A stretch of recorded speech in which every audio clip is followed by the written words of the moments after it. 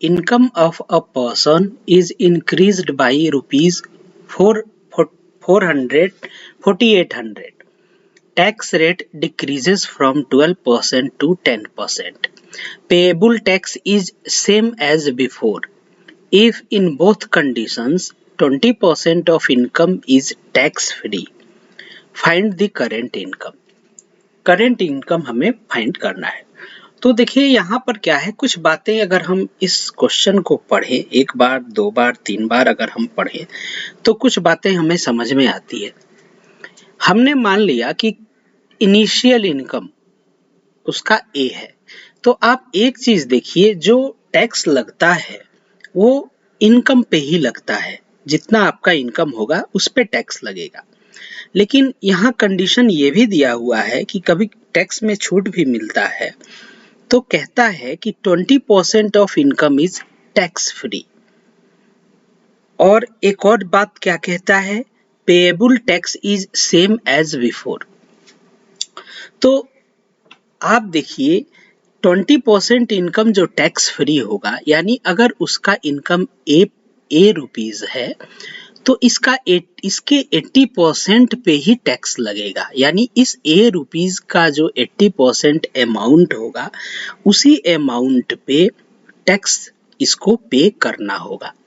अब कहता क्या है एज पर क्वेश्चन कि payable tax is same as before.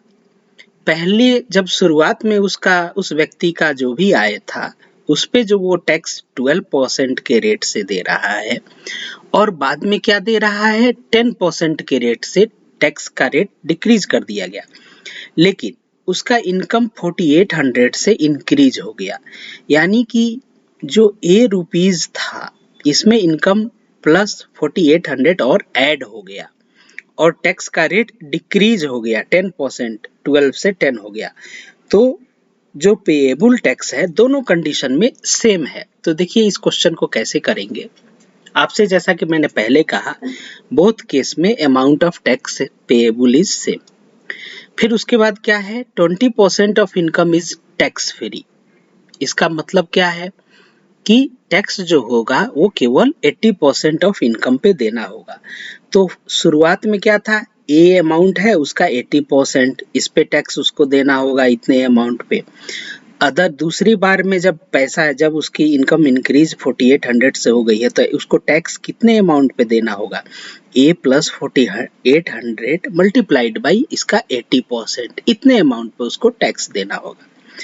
अब हम क्या करें कि उसके बाद कहता है कि इनिशियली शुरुआत में क्या था, टैक्स का रेट 12% था और बाद में उसका रेट डिक्रीज करके 10% कर दिया गया।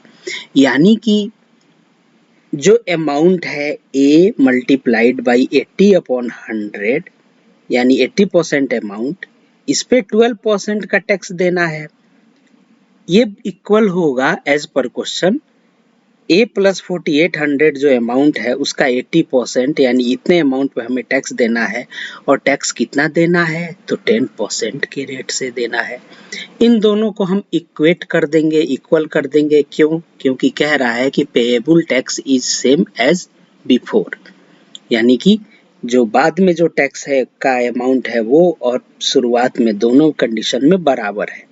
अब हम क्या करें, ये 80/100 ये कैंसिल आउट हो जाएगा, 100 से ये 100 कैंसिल हो गया, यानी ये 12a बच गया लेफ्ट हैंड साइड में। 12a इज इक्वल टू ये यहाँ क्या बचेगा, a प्लस 4800 मल्टीप्लाइड बाई 10 यानी 10a प्लस 48,000। और इससे सॉल्व कर लेंगे तो क्या आएगा, a की वैल्यू आएगी 24,000 रुपए। लेकिन ये 24,000 रुपए क्या है, ये तो ओल्ड इनकम है। उस व्यक्ति की ओल्ड इनकम 24,000 है और 4800 इंक्रीज हुआ है तो करेंट इनकम कितना हो जाएगा, 24,000 प्लस 4800 यानी 28,800। यानी कौन सा ऑप्शन करेक्ट होगा, डी ऑप्शन इज करेक्ट। मैं छोटे वीडियोस परसेंटेज के इसलिए बनाता हूं ताकि आप बड़े वीडियोस बनाने पे, लंबे वीडियोस पे लोग ऊब जाते हैं, प्रायः लोग देखते नहीं हैं। तो छोटे छोटे जो इम्पोर्टेंट कंसेप्ट्स होते हैं उनको मैं आपके सामने लाता हूं। आप हमारे चैनल राघव मैथ्स को सब्सक्राइब करें। Thank you very much.